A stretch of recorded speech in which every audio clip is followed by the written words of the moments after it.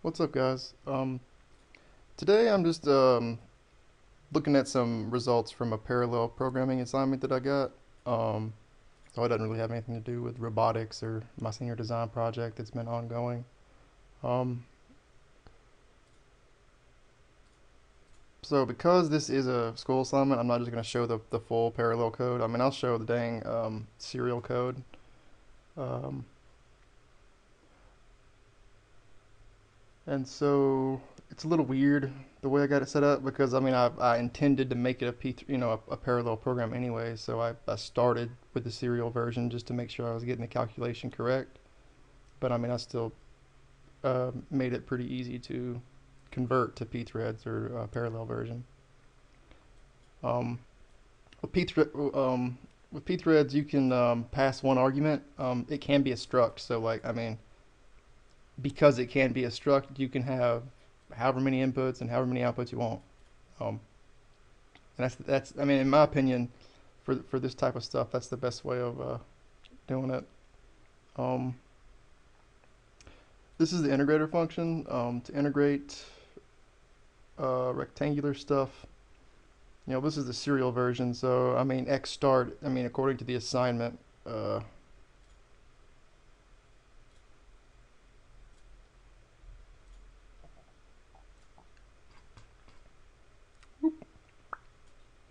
according to the assignment, the limits are 0 to 1, and you're evaluating this inside the integral, and then all that gets multiplied by 4. So that would be 0, which I mean down here I set it to 0 to 1, start, stop. 1.0 divided by the number of intervals. So I mean, this is a continuous function, right? So technically there's infinitely many points. Um, but because we're going to evaluate this numerically, that means that we have to select some resolution at which to evaluate this. So how many slices between 0 and 1 are we going to create? So um, for instance, if you had like 1,000 um, intervals, it would be a step size of 0.01, I believe. And so that's what the interval is. Um, and so it's just equal to, in this case, 1 divided by however many intervals you're going for. And then I just call the thread argument, or call the integrator. Um, so, I mean, this one just gets ran once, and to integrate, you got to have an accumulator, so that's inside the thread as the partial sum. In this case, it's the actual final sum, but you set that to 0, and then you evaluate by simply taking that value, this partial sum value, and you say plus equals whatever's inside the integral. So this would be the f of x inside the integral, or in this case, it's the square root of 1 minus x squared. So, and that's what this is up here. This is the integrator function of x. It just returns a square root of 1 minus x squared. So whenever you're doing a function that's called from inside of one of these worker thread functions, if that's what you intend, it's really important to use this right here, static inline. That just tells the compiler to, instead of like, leaving this point of execution, moving registers around to hop over here, it just literally pastes this right there. So to do the integral, you start at 0, and then you just um, evaluate the function f of x at 0, and then you say x plus equals whatever your x step is. And then you just add it up. Because this is the rectangular decomposition, um, what you have to do in the end is multiply the whole sum, whatever you get out, you got to multiply that by your step factor. So if like you had 1,000 intervals, you have a step of 0.001. So, and that just kind of normalizes it. You could think of that as a sample time if you're dealing with real-time stuff.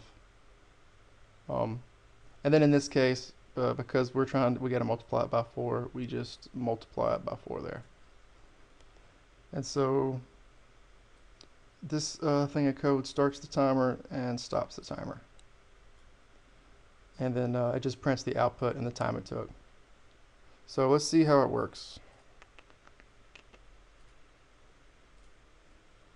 So this is going to evaluate that integral with 1 billion intervals, I think. Yeah, 1 billion intervals. It's going to take a minute.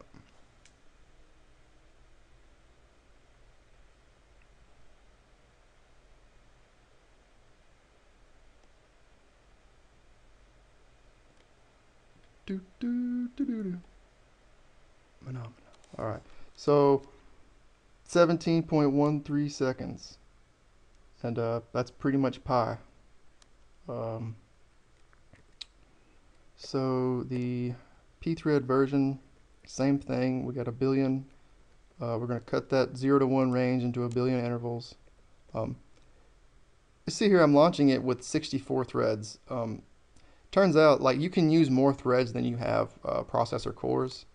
In my case, like, I had to get it all the way up to like 32 or 48 threads before I really started to see the execution time get cut by the number of CPUs I have. In this case, I got 6 CPUs, so it should go 6 times faster roundabout. Cool. So we got 17.14 divided by 2.66. So we got a speed up factor of 6.4 times. So that's fairly close to being optimal. And the reason it can go above 6 is because we have hyperthreading. Technically, should be about 12 CPUs. But that doesn't mean you have, you still only have 6 cores, but like they can sometimes do in hyperthreading mode, like work on certain instructions at the same time. So you can sometimes get a little bit more speed up factor than the number of CPUs you have available, depending on how modern your CPU is and what you got your hyperthreading set to. And that's another thing. If I had hyperthreading turned on, I could never approach that. I mean, I could get really close to 6, but it wouldn't be 6. So for parallel processing, hyperthreading actually does speed things up a little bit. But that's it. Y'all take it easy.